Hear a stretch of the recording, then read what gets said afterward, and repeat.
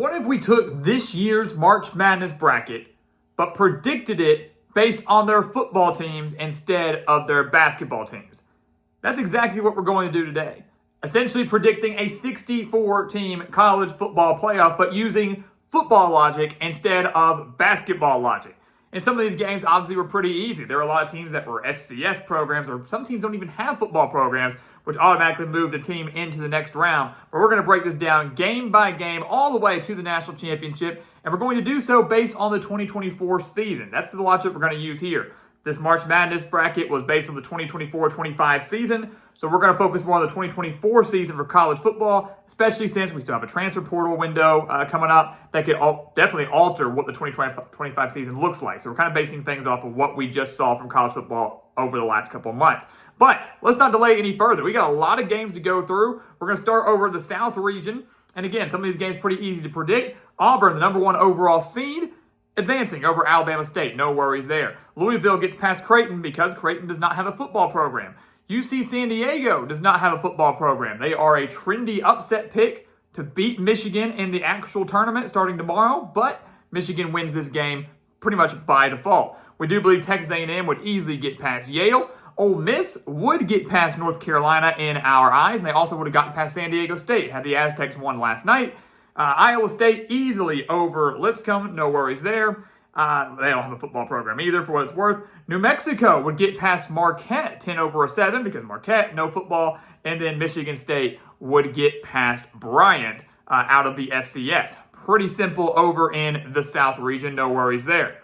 Florida, over in the West region, would get past Norfolk State. Another team out of the FCS. The Gators should take care of business as the 1 seed. Here's an interesting pick there. I don't believe UConn loses this game in basketball, but I believe they would lose it in football, despite how poorly Oklahoma was this last year and how good UConn was. You know, UConn winning, 9 games in 2024. Oklahoma struggling again under Brent Venables, but still, I think the size and the speed of this SEC program for Oklahoma would get them past UConn in a mini upset 9-8. I do believe Memphis, one of the better teams out of the group of 5 this last year, would get past Colorado State. That offense led by Seth Hennigan is a little too much. The Tigers advancing to the round of 32, although Colorado State in real life, a trendy 12-5 upset pick heading into the tournament. Maryland would get past Grand Canyon. Grand Canyon does not have a football program. Missouri would certainly get past Drake. Texas Tech would get past UNC Wilmington, who does not have a football program either. Kansas and Arkansas would be a fun one. 2 teams that were mediocre in 2024. I know Kansas ended up having a losing record, but was much better than their record showed. This game would be pretty close, maybe even similar to that great Liberty Bowl matchup we saw just a couple of years ago between the Jayhawks and the Razorbacks. But ultimately, I got to go with Arkansas here. They were the team that was better in 2024, ended up going to the bowl game, winning another Liberty Bowl, this time over Texas Tech. They got the job done. Taylor Green playing some great ball. They get the job done in a close one over Kansas. And then St. John's would get past Omaha. Neither team has a football program. We did a coin flip. St. John's won it, just like they're probably going to win it in the real tournament. The first round matchup, I should say. And they advance to the round of 32. Over in the East, Duke gets past whoever they were to play in the 16-seed matchup. It doesn't really matter there. The Blue Devils get past them. Mississippi State and Baylor, another intriguing matchup. But if you base it on what we just saw this last season, you definitely got to go with the Bears, a team that saw drastic improvement over Dave Aranda. It could be a dark horse in the Big 12 in 2025. Mississippi State obviously struggling in year 1 under Jeff Lebby. The Bears get the win and advance to play Duke, and what could be a very close 1-9 matchup. We'll talk about that soon. Oregon and Liberty in a Fiesta Bowl rematch from just a few years ago, but Oregon should easily get past the Flames, who were very disappointing in 2024. Arizona should get past Akron relatively easily. Both teams pretty bad and disappointing in 2024. Akron, unfortunately, always disappointing. Arizona should get past them with no issues. BYU would get past VCU because VCU does not have a football program. Wisconsin would get over Montana. That could be maybe a trendy upset pick in this bracket because Montana typically pretty strong out of the FCS. But I do believe Wisconsin, despite their struggles as of late, would get past Montana and advance to the next round. Vanderbilt would get over St. Mary's. St. Mary's ended their football program in 2003, so the Commodores, who were a major surprise in 2024, advanced to the next round. And Alabama, of course, would get past Robert Morris. Shouldn't be an issue there. And our last quadrant in the round of 64, Houston easily gets past SIU Edwardsville because they do not have a football program. Gonzaga does not have a football program, so Georgia would easily get past them clearly. Clemson would get over McNeese. Now, McNeese is a team that likes to pull off some upsets every now and then. I remember, over 10 years ago, the thing that sticks out in my mind the most about McNeese is when they almost took down Nebraska in Lincoln. It was a great game. Nebraska ultimately pulled it off. So beware McNeese, just like you should beware McNeese in March Madness, but Clemson does get past them. Purdue gets past High Point, who does not have a football program. Kentucky naturally should defeat Troy. Now in basketball, that remains to be seen. UCLA would, in my opinion, get past Utah State despite the struggles from both teams. And then, of course, Tennessee would defeat Wofford and advance to the next round. So, again, not really chalk across the board. A lot of teams, some of these games easy to pick because they didn't have programs or they were simply outmatched. But things are going to get a little bit tighter and a little bit closer as we progress to the rest of the bracket. Into the round of 32, back over into the South region. Auburn and Louisville could be an interesting game there. But if you're basing this off of what we just saw, Louisville was clearly the better team. Auburn continuing to struggle under Hugh Freeze. We're told time and time again, this is going to be the year Auburn breaks through. And they don't. Louisville was a 9-win team. All of their losses by one possession was very, very close to being a much better team. Maybe a playoff caliber team if they had found a way to win a couple of those close games. Louisville should get past Auburn in this one and advance to the Sweet 16. So based on seeding, a bit of an upset there. Michigan and A&M, that would be a fun matchup. Talk about that. But ultimately, I think it's Michigan's defense that plays a role. We saw Michigan finish the year strong with wins over Ohio State, the eventual national champions, and Alabama to close out their year. The offense left a lot to be desired, but could, I think, dominate Texas A&M up front at the line of scrimmage. The defense gets the job done and wreaks havoc on Marcel Reed. Give me Michigan in a close game over the Aggies. They'll advance to the Sweet 16. Ole Miss and Iowa State would be a fantastic matchup. Would have been a great bowl game as well. Iowa State's stingy pass defense against Ole Miss's offense. But ultimately, I like Lane Kiffin's offense a little bit more. If this game becomes a shootout, I like Ole Miss to get the job done. I know what you're going to say. Iowa State hung in there in a shootout against Miami in their bowl game. That's absolutely right. But Ole Miss, to me, the more complete team, has more firepower. It would be close, maybe similar to that Iowa State-Miami game, but the Rebels advance to the Sweet 16, where they will play Michigan State, who, despite some of their struggles in year one under Jonathan Smith, would get past New Mexico, although that game may be a little bit closer than people think. So the Sweet 16 is set in the South region. We'll get to that in a second, though. Down again in the West, Florida and Oklahoma, an SEC matchup there. Give me Florida in that one. Based on what we saw this last year, the Gators getting hot, navigating one of the most difficult schedules in the country and coming out with a winning record. Oklahoma wildly inconsistent. DJ Lagway has a pretty solid day against this Oklahoma defense. Gets the Gators in to the Sweet 16. Now, if we're predicting this game for next year, watch out. Oklahoma going to be much better than people realize. Memphis and Maryland, the Tigers advance to the Sweet 16. They were, again, one of the better group of 5 teams. The offense really good. Defense, not so good, but Maryland was not a great team in 2024. The Tigers would advance, maybe a close one, over the Terrapins to the Sweet 16. Missouri and Texas Tech would be a great one as well, an old Big 12 matchup, but I've got Missouri winning that. And the major reason why is because Texas Tech's offense is great, but their defense left a lot to be desired. Missouri is the better team. They're a complete team, I should say. Their defense would get the job done, force a couple stops off the Red Raiders. Missouri would be able to eat some clock with an offense that wasn't nearly as explosive as it was a few years ago, but would get the job done. The Tigers advance, might be a little bit close, but they do advance to the Sweet 16, where they would play their rival in the SEC in Arkansas. Again, St. John's, no football program. The Razorbacks advancing by default to the Sweet 16, where they'll take on the Tigers, and we'll get to that shortly. Over in the East, Duke and Baylor. I like Baylor a lot. I know both these teams were pretty solid in 2024. Duke was a big surprise, but based on strength of schedule, Baylor getting the edge there, more experience, and a lot more tougher games, and they were really starting to come into their own towards the end of the season before they kind of ran into that buzzsaw against LSU in their bowl game. I think Baylor's just a little bit better across the board. This would be one of the better round of 32 games, but the Bears do advance to the Sweet 16, to another 1 seed in this tournament out of the equation. Oregon and Arizona, old Pac-12 matchup. The Ducks take easy care of the Wildcats, who again were a pretty big disappointment in 2024. BYU and Wisconsin should be a fun one there, but the Cougars were a huge surprise in the Big 12 this last year. Unbelievable season by Kalani Sitake and the squad. Their defense extremely underrated. The offense finally putting it all together. And Wisconsin still really hasn't found their footing under Luke Fickell. Got to go with the Cougars, taking out a top 3 seed. They advance in to the Sweet 16. And then Vanderbilt and Alabama. We saw this matchup.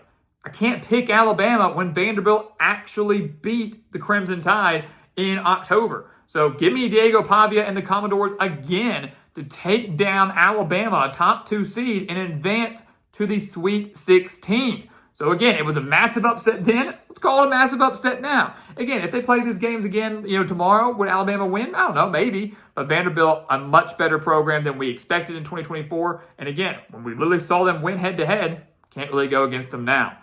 Over into the Midwest. Houston and Georgia, the Bulldogs would cruise past the Cougars easily. I don't think there's any debating that. Clemson and Purdue, the Tigers would cruise past the Boilermakers easily. Purdue in a world of hurt right now, but hoping for better under Barry Odom. Texas/Xavier over Kentucky. Look, I'm expecting Texas to win that game. So Texas would naturally beat Illinois, and I think we overlooked that when we did it earlier. Texas would beat Illinois and then would beat Kentucky. I don't expect Xavier to do anything, obviously. So they would get past Illinois in football. That game a little bit closer than people realize, but they get the job done. And then we saw Texas annihilate Kentucky earlier in the year. They would get past the Wildcats here, and they advance to the Sweet 16, as well as Tennessee taking down UCLA. They advance to the Sweet 16. Again, I don't think there's any debate that the Volunteers would take care of business against the Bruins. So, things coming into their own. Not many 1 seeds left. Couple of upsets that we've seen, and these games getting a little bit more interesting as we kind of weed out the pretenders and weed out the teams that didn't have programs or were kind of low-level programs. Going to the Sweet 16, back up top to the South region, we got Louisville and Michigan. This was a tough game for me. A tough game for me to pick. And I ultimately went with the Cardinals, maybe in a mini upset for some. I mean, if this was a spread, a true football spread, I think it'd be really, really close. It'd be close to a pick-em. Louisville, again, was a much better team than people realize. Lost by 7 to Notre Dame, 7 to SMU, 7 to Miami, and then an unexcusable loss by 3 to Stanford. But all the losses by 1 possession, 3 of them against really good teams, they had the pieces to make a run. They had the pieces to make some damage in 2024 football-wise. Could maybe do the same in March Madness. But again, they've got the better offense. Their defense is underrated. They got the offensive edge over Michigan. I think their offense makes just enough plays to beat the Wolverines. They advance to the Elite 8. I mean, truly a pick-em in my eyes, but I'm siding with the Cardinals just a little bit to get them in to the Elite 8. The other Sweet 16 matchup in the South would be Ole Miss and Michigan State. That would be, I think, a pretty simple one to pick. Ole Miss would cruise past Michigan State as they're still in the middle of their rebuild in East Lansing. Moving down to the West, you got Florida and Memphis. And I got another mini upset there. Give me Memphis to take down Florida. Again, the Gators were good. The Gators were getting better. But this Memphis team had a lot of good pieces. And Florida, while they kind of came into their own at the end of the year, struggled a little bit early on in the year. I like this Memphis team a lot. A very veteran-led team, very experienced team, senior-led teem. They get the job done over a Florida team that's starting DJ Langway. Not a whole lot of experience there. They beat Florida State. Memphis did in Tallahassee. They ended up beating West Virginia in their bowl game. I think the Tigers eke out a very, very close one against the Gators team that's continuously getting better and could have a breakthrough 2025. They fall short in the Sweet 16 to the Tigers. And then the other one, Missouri and Arkansas, an SEC matchup. Can't pick against Missouri here. Missouri owns Arkansas since the Tigers joined the SEC. I think Arkansas's won, twice over the Tigers since they've joined the conference. They've come close, but never gotten over the hump. Can't pick against them now. Give me Missouri to advance to the Elite 8 against Memphis, which we will touch on here shortly. Over in the East, Baylor and Oregon. What a great matchup that would be. Be a very intriguing matchup. Dave Aranda trying to slow down this Oregon offense, but it's not enough. The Ducks are the number 1 seed in the real college football playoff. I know they got annihilated by Ohio State, but the Buckeyes aren't in this bracket. Oregon's offense continues to roll against Baylor, who again kind of struggled against some upper-level opponents such as LSU in their bowl game. The Ducks advance to the Elite 8. BYU and Vanderbilt would be a very intriguing Elite 8 matchup. Would love to see that one, but the Cougars simply too much for the Commodores. I know you're going to be quick to say, well, SEC speed and Vanderbilt was more competitive and Diego Pavia, but BYU, the more complete team. They can do it all on offense. Their defense is crazy good. The line of scrimmage battle is one that I think the Cougars would win. And so BYU, the 6th seed, advances to the Elite 8, where they will take on Oregon, a 5-6 matchup. And we'll touch on that again in 1 second. Over in the Midwest region, 2 great matchups there. How about Georgia-Clemson? God, we've seen some classics between the Bulldogs and the Tigers in recent years. two of the perennial elite teams in all of college football. Kirby Smart, Dabo Swinney, this is a game that feels like it should be a Final Four matchup, maybe a national championship matchup, but we're getting it just a little too early. Ultimately, got to go with the Bulldogs. I know they had some struggles from time to time, but if Carson Beck is healthy, they would take down Clemson, who just barely eked into the college football playoff in real life, having to win the ACC with a little bit of help. Georgia gets past Clemson, advances to the Elite Eight, where they will take on Texas. I think Texas would get past Tennessee. I think it would be very, very close.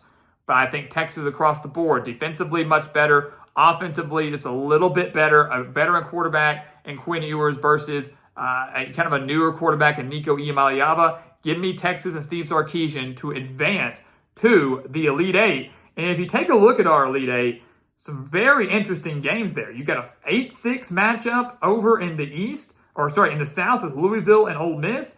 You've got Memphis and Missouri, a 5-6 matchup there. You've got a 5-6 matchup in the East between Oregon and BYU, and then a 9-11 matchup in the Midwest between Georgia and Texas. An SEC matchup there. They faced twice in the regular season and the SEC championship. Now a third in March Madness football edition. So we go up to the top and we say Louisville and Ole Miss. I think Louisville's magical run ends against the Rebels. Ole Miss, again, simply too much on offense. Jackson Dart all day over Tyler Shugg. And despite people not talking nearly enough about it, Ole Miss's defense was not nearly as bad as people want to say it was. Or maybe you didn't say it was bad. People just don't talk nearly enough about it because you're so focused on how great their offense is.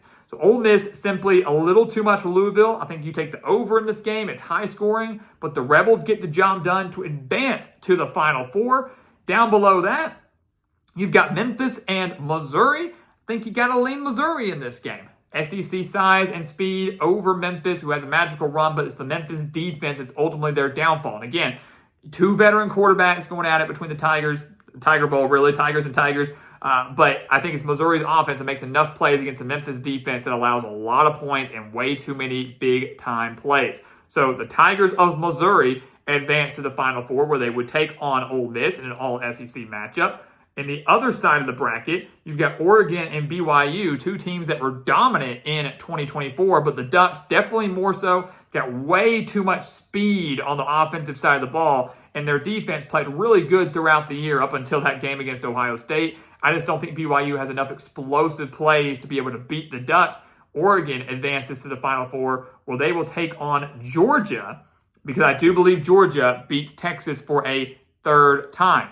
Georgia won in Austin. They won in Atlanta in the SEC Championship Thriller. They were the number 2 seed in the college football playoff. They play now for the spot in the Final Four on the line, and they do defeat Texas once again. Again, how can you pick Texas now when you've seen them lose twice to the Bulldogs? So Georgia advances, and your Final Four is set.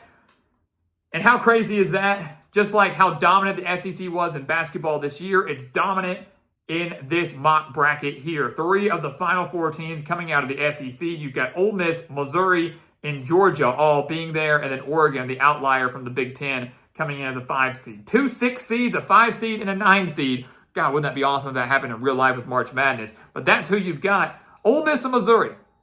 Once again, got to ride with Ole Miss here.